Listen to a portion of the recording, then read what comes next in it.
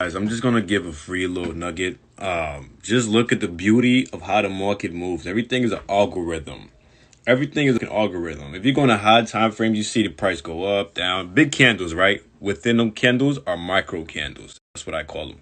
Micro candles. The price has to navigate to a certain direction. If you see a big candle that's on a high time frame like these right here, if you go micro, they look like these right here, right? So all in conclusion, check this out. Market made new high lows, right? Uptrending market, right? Once market broke that this morning, it broke high lows. So what is the market going to do now? Create new lower highs. Lower high 1, lower high 2, lower high 3, right? But we have a 1, 2, 3, 4, 5 Elliott wave cycle. I'm expecting for this to be broken and we continue on that uptrend, because if you look in the high time frames, we still haven't broken that low. All right. Yeah.